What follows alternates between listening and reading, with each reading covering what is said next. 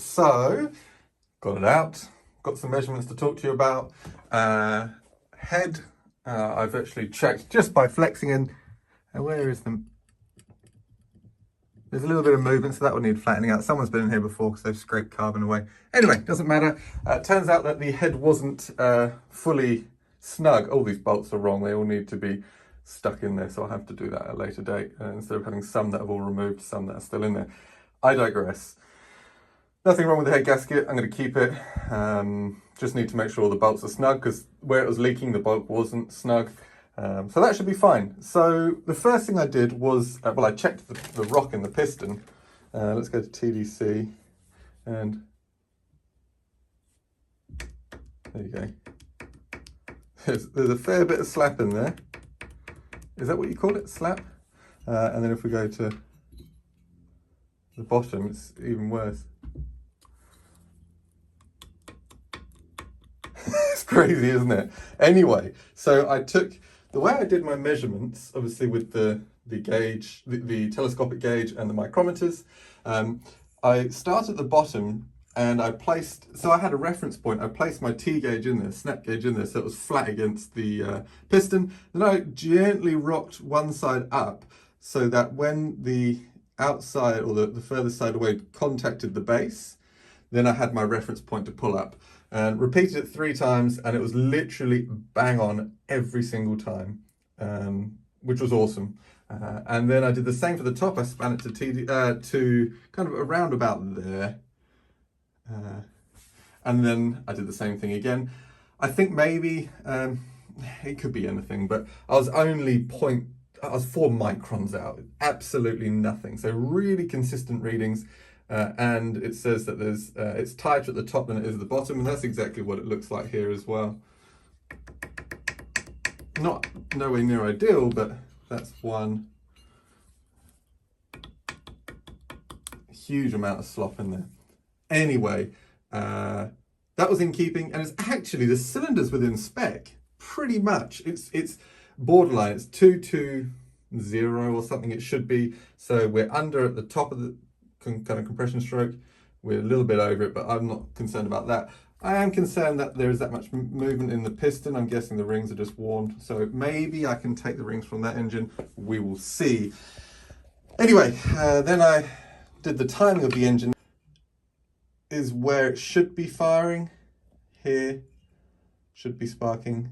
This is currently where it is firing. So I'm going to spin that flywheel, readjust it.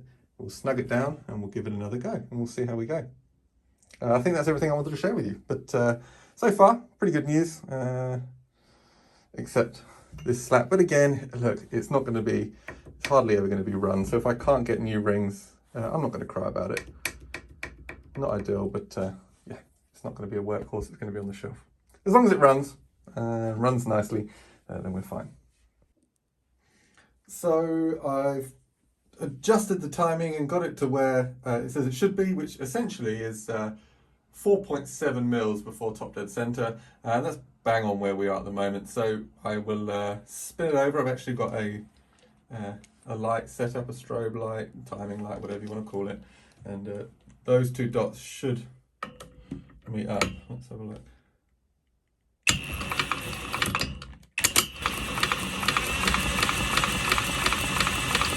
You can see it.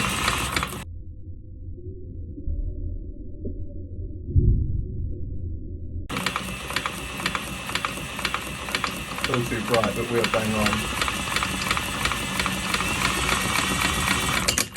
There's a lot of knock in there, isn't there?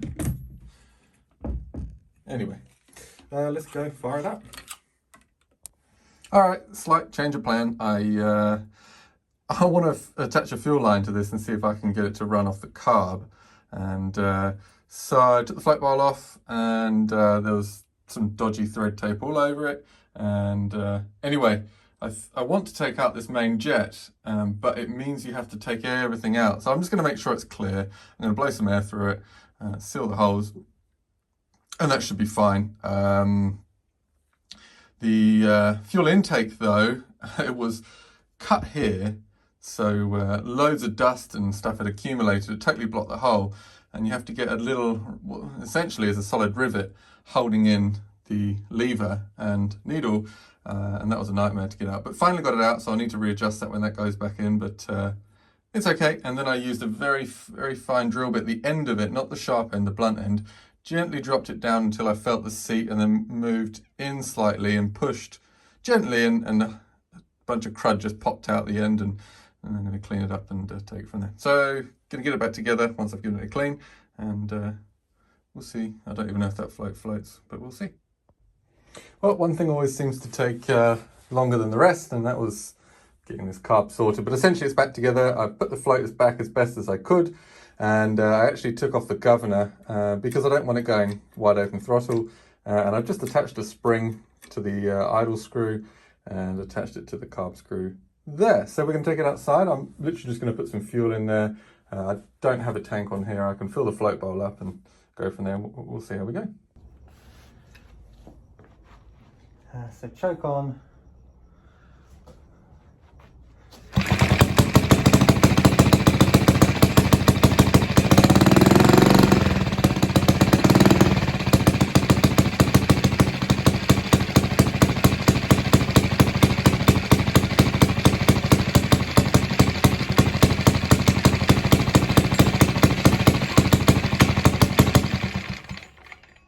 Forgot about the fact that I'll probably need to find a way to turn it off, but there we go.